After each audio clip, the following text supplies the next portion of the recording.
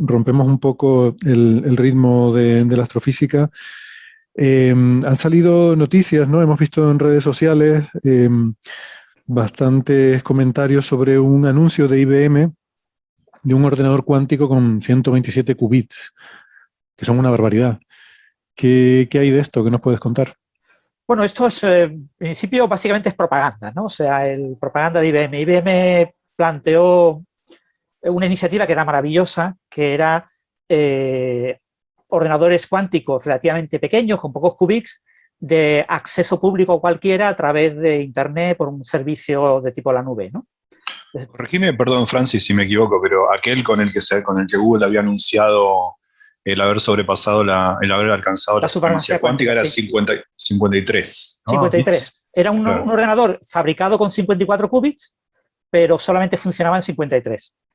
Eso ahora unos chinos lo han repetido con 56 y con 65, creo recordar, o 65 o 67.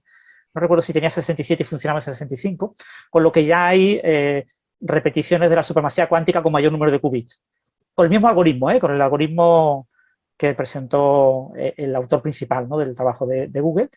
De hecho, el algoritmo de Google ya se ha publicado una simulación con Summit, con uno de los superordenadores más importantes del mundo, que simula uno de los resultados de este ordenador cuántico. Este ordenador cuántico generaba unos millones de resultados de un problema que tiene un número exponencial de 2 elevado a 53 resultados. Pues presentaba unos millones de resultados con los cuales se usaba estadística para comprobar que estadísticamente eran lo que se esperaba que fueran, ¿no?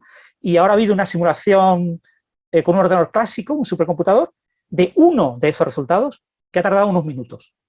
Entonces tienes un ordenador cuántico que te genera unos millones de resultados en unos 3 minutos y tienes un ordenador clásico que en unos 10 minutos te genera uno de esos resultados. Entonces se considera que todavía la supremacía la mantiene. Pero bueno, está bien. Es como para ir guardando la tarjeta de crédito, ¿no? No crean, no tiene que ver. Los temas de cifrado todavía no hay problema. Con el cifrado no hay problema. Por el tema maravilloso de los algoritmos postcuánticos. Es decir, se puede activar en cualquier momento un algoritmo que sabemos con muchas garantías de que un ordenador cuántico no va a poder violarlo, ¿no? Bueno, ¿qué se ha publicado ahora? Pues se ha publicado el nuevo anuncio de la nueva ruta, ¿no? La IBM tenía lo que llamaban los sistemas cuánticos 1 y lo que llaman ahora los sistemas cuánticos 2. Los sistemas cuánticos 1 eran ordenadores con hasta 20 qubits. El último, con 20 qubits, se llamaba pingüino. Todos estos ordenadores tienen nombres de pájaros. Había un acceso a través de la nube gratuito a usar ese ordenador para que cientos de miles de personas verificaran que el ordenador funciona. Y esos ordenadores funcionaban. Eso a IBM le vino muy bien para chequear que su tecnología era robusta, que era una tecnología de qubits que funcionaba muy bien, eso sí, hasta 20 qubits. Bien, pero la siguiente fase es los sistemas cuánticos 2, ya no es gratis, ¿vale? Ahora ya es pagando, para que las empresas paguen.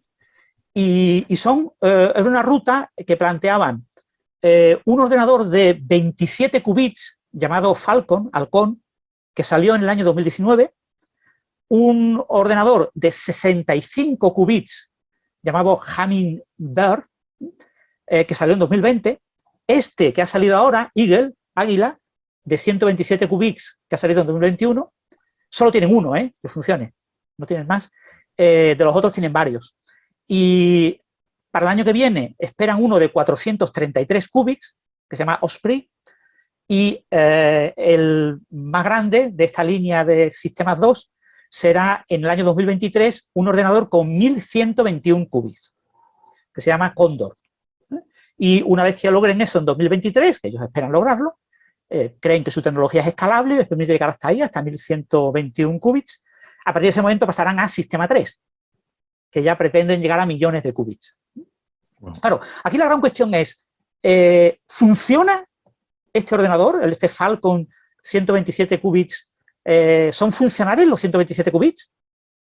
Pues eso es lo que no sabemos, ¿vale? O sea, el anuncio de propaganda nos dicen que se han mejorado cada uno de los qubits individuales, que ahora son más coherentes, que ahora están la estructura es una estructura tridimensional por capas, utilizando los Falcon, son unos Falcon versión R5, que ahora el Falcon hay hasta el R8, hay 8 Falcon, Y estos son, ¿Qué quieres decir cuando dices Falcon? Falcon es el nombre del ordenador de 27 qubits. ¿Vale? El ordenador de 27 qubits tenía una tecnología de qubits diferente a la de los Sistema 1. Y en Sistema 2 lo que se está haciendo es mejorar estos qubits ligeramente, que ya se mejoraron especialmente para Falcon, ¿no? Entonces, cada vez que construyes un nuevo ordenador, tienen como 8 Falcon. O sea, tienen 8 ordenadores de 27 qubits repartidos en diferentes centros de investigación de IBM en el mundo. Este de 127 qubits, por ahora solo hay uno y está en Washington. Pero del de 65 qubits, Hummingbird, hay como 5. Están en diferentes lugares. Y algunos de estos ordenadores cuánticos están en Canarias, en Tenerife, centro que tiene IBM. No. Y bueno, pues y se suele llamar esto a cada una de las versiones. O sea, cuando tienes un Falcon en Washington, pues lo llamas el Falcon Washington. Cuando lo tienes en Tenerife, le llamas Tenerife. Pues la tecnología que se ha utilizado para este Eagle R1, el primero que hay, no solo hay uno por ahora, se ha utilizado la tecnología que se utilizó de qubits en Falcon 5. Pero con Falcon se ha mejorado hasta Falcon 8, es decir, hay ya algún pelín mejor, ¿no? Y bueno, no sabemos mucho. Lo que sabemos es que se han puesto como 3 Falcon en una estructura tridimensional, que la topología es pobre entre capas, que hay mejor topología de qubits en cada una de las capas, y que bueno, en la página web de IBM hay una página web en la que presentan los resultados del último algoritmo ejecutado en cada máquina. Y entonces añadieron, el día de este anuncio, que fue ayer, añadieron la máquina esta de Washington de 127 qubits, y hay un ejemplo que ocurrió hace como un mes. Entonces, con ese ejemplo tenemos una cierta idea de cuán buena es la máquina, ¿no? La máquina tiene un error. Los errores de las máquinas cuánticas se suelen cuantificar con el error de ciertas puertas lógicas. La puerta lógica más sencilla es la puerta lógica C-NOT, un no complementario. Es una puerta binaria, tiene 2 entradas y 2 salidas. Una entrada es la que tú complementas. Si entra un 1 pones un 0, y si entra un 0 pones un 1. Y la otra entrada es la entrada de control, por eso se llama C-NOT, no controlado. La entrada de control, si entra un 0, no cambias nada en la otra, y si entra un 1, la inviertes. Bien, pues esta puerta no controlado, la probabilidad de éxito medio es del 2%. Tiene una salida. Tiene 2 salidas. En mecánica cuántica todo es unitario, es decir, todo es reversible. El número de entradas tiene que ser igual al número de salidas, si no, no puedes tener una puerta cuántica. No entiendo entonces cuál es la otra salida. O sea, una es el complementario de la línea. Una entrada, el dato que quieres cambiar, y ¿sí? La otra entrada es el control. Sí. Dato y control. Y a la salida tienes el resultado de tu dato y el control. El control lo repite fuera, vale. El control lo tienes que repetir. En computación cuántica no se puede borrar. Una puerta que coge 2 entradas y te saca un único resultado, te borra información. Porque con un único bit no puedes reconstruir 2 que tienes en la entrada. Entonces esa apuesta es irreversible. Tiene que ser unitaria, vale. Claro, Qué bueno. En mecánica cuántica todo tiene que ser unitario, todo tiene que ser reversible, el número de entradas tiene que ser idéntico al número de salidas. Entonces, algunas entradas de control, en muchas puertas hay entradas de control, 1 o 2, hay una puerta NOT doblemente controlada, por ejemplo, esas entradas de control se repiten a la salida. ¿Vale? Y bueno, pues el error es del 2%. Un error del 2% está bien, ¿vale? Para una puerta lógica, pero estamos hablando de una puerta lógica elemental, ¿vale? Los errores se acumulan. Si tú tienes 5 puertas, es como si fueran 5 sucesos aleatorios, todas con una probabilidad de éxito del 98%. Entonces vas multiplicando el 0,98, lo elevas a 4 y te ha bajado bastante, ¿vale?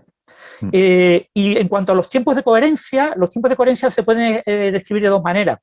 La coherencia de que un bit, de un qubit, en estado 0 o en estado 1, aguante como qubit en ese estado hasta que empieza a mezclarse. Pues claro, el qubit por la decoherencia acaba mezclándose en un estado 0-1 combinado. Si tú partes de solo 0 o de solo 1, después de un cierto tiempo lo que tienes es una combinación de ambos. En ese único qubit. Ese tiempo, el T1, aquí se estima en 74 microsegundos de media. ¿Se mezcla con estados de otros qubits? O... No, pues normalmente se mezcla por el hecho de que existe un entorno, es decir, de que existen los otros qubits y de que hay enlaces entre ellos. O sea, la causa es el entorno, pero incluso si los otros no estuvieran activos, también el propio estado qubit se desintegra. Los tiempos mínimos de coherencia son de 16 microsegundos y en algunos qubits se llega a 123 microsegundos, en el único ejemplo que se ha publicado. Aquí no estamos hablando de estadística, esto es un único ejemplo. Y después hay otra manera de medir la coherencia, que es partir de un estado en superposición. Coges un estado en superposición 0,1, un estado que tenga ambas componentes en igualdad de condiciones, 50% de probabilidad y 50% el otro, cada posibilidad. Aquí puede ser un estado con combinación 0 más 1 o 0 menos 1, ¿vale? Pero bueno, en cualquier caso, coges uno de estos estados y miras qué tiempo echa la de coherencia en actuar y construir una combinación de ambos estados, ¿no? El 0 más 1 y el 0 menos 1.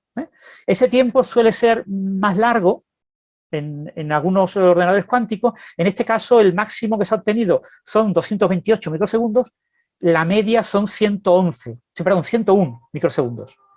Es decir, estamos hablando de que el tiempo de coherencia, el tiempo en el que yo, para un único qubit, mantengo el estado cuántico, es del orden de 70-100 microsegundos. ¿Cuál es el tiempo total? ¿Cuál es el tiempo total de coherencia para una puerta lógica? No se implementan todas las puertas lógicas que existen, sino solo unas pocas puertas lógicas, ¿no? La CX, la ID, la RZ, la SX, la X, son las únicas que implementa este ordenador. Y no en topología completa, o sea, no puedes hacer la puerta lógica entre cualquiera pareja de qubits, solamente lo puedes hacer entre ciertos qubits, ¿vale? Hay una topología de los qubits. Bueno, pues el tiempo para puertas lógicas es del orden de 322 nanosegundos por puerta lógica, ¿no?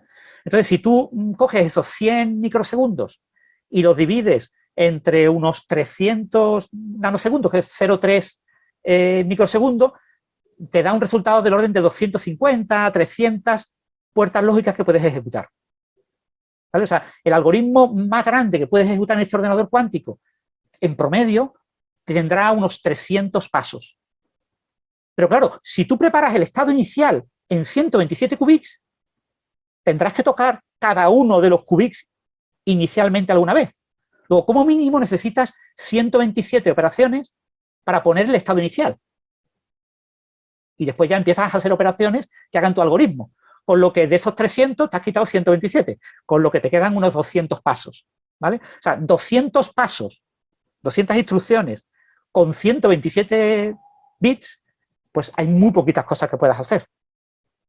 Con todos, con todos. Otra cosa es que tú puedas partir en trozos, y claro, un trocito pequeño, pues obviamente estos qubits te permiten, si coges 16 qubits, pues puedes hacer un proceso bastante más largo de lo que podías hacerlo con los ordenadores de IBM Quantum Sistema 1, ¿no? Que estaban más limitados en el número de operaciones que podías ejecutar, ¿no? Aún así, estamos hablando de un ordenador muy poco útil, muy poco práctico, y que solo tenemos uno, ¿vale? Pronto habrá más ejemplares y habrá que ver cómo funcionan. No se ha publicado ningún artículo científico y entonces lo único que podemos decir de este ordenador cuántico es que en apariencia funciona, al menos hay un ejemplo en el que ha funcionado, y cada qubit tiene tiempos de coherencia diferentes. Claro, en ese algoritmo que se utilizó no hay detalles de qué algoritmo fue, que bueno, está bien, es un anuncio bueno que IBM esté trabajando en esto y debemos de confiar en que IBM lo esté haciendo bien, pero que tenemos todavía muchísimas dudas sobre si realmente es un gran avance o no.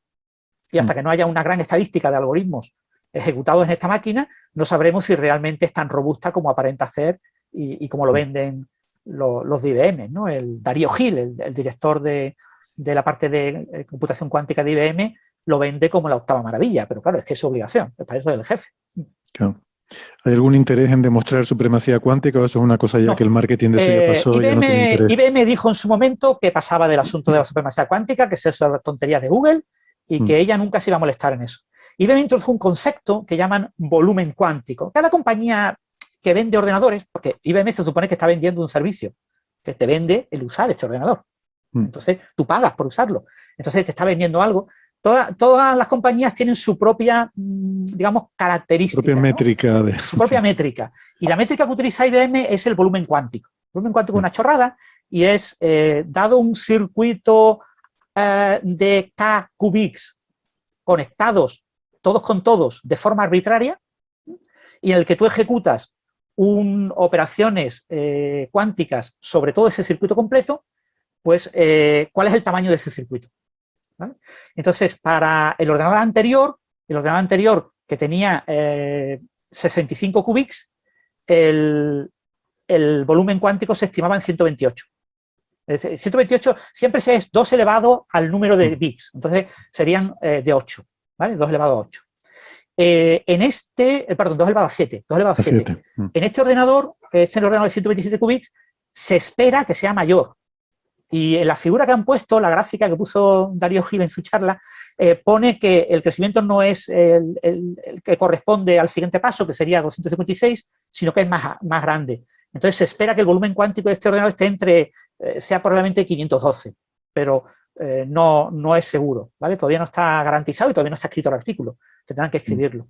Entonces no es un ordenador mucho más potente, ¿vale? Aunque tenga 127 qubits, no es mucho más poderoso, como dicen las notas de prensa que han salido un mogollón de medios, ¿no? Esto es la releche, ¿no? Porque esto es como el doble que lo que tenía el ordenador de Google, ¿no? El ordenador de Google con ciclo de supremacía, como comentaba antes Gastón, tenía 53 qubits. Y este tiene 127. Este tiene que ser infinitamente más poderoso. Pues no. Yeah. Probablemente sea más o menos igual de poderoso, ¿vale? O sea, que nadie se lleve a engaño. Pero eso lo sabremos cuando se publiquen los artículos. De Hamburger, que es el de 65 qubits, todavía no se han publicado artículos detallados y solo los tenemos de Falcon. Y, por lo tanto, se esperan que ocurran este año o el siguiente. Los correspondientes a este de 127 qubits probablemente aparezcan en un par de años. O sea que todavía nos quedan un par de años de espera para tener un artículo científico que poder contar en Coffee Break sobre este ordenador cuántico. Mientras tanto, bueno, lo único que podemos contar son propaganda. Propagandas, ¿no? De superpotencias otra vez con sus propagandas y grandes empresas, ¿no? Google ha demostrado supremacía cuántica, China ha demostrado supremacía cuántica, ahora vendrá Putin con un misil que las destruye y ya está. Bueno, mucha gente está vendiendo que ahora Estados Unidos, porque claro, cuando China se ha vendido que sus ordenadores con supremacía cuántica, estos que tenían 65 qubits, eran un enorme éxito porque demostraban que China estaba por encima de Estados Unidos. Literalmente lo dijeron las notas de prensa de los chinos. China supera la supremacía cuántica de Google, ¿no? Hay gente, los chinos hemos logrado simular el ordenador cuántico de los americanos, de Google, con un ordenador clásico, pero hemos construido un ordenador cuántico que tiene de la supremacía de verdad, que ya no somos capaces de simularle el nuestro y que el nuestro es mejor. Y ahora llegan los americanos y te dicen, no, perdón, que yo soy IBM y he conseguido 127 qubits y tú te has quedado en 65. Con lo que, bueno, carrera hay de también qubits. Geopolítica en esto. Ahí vamos.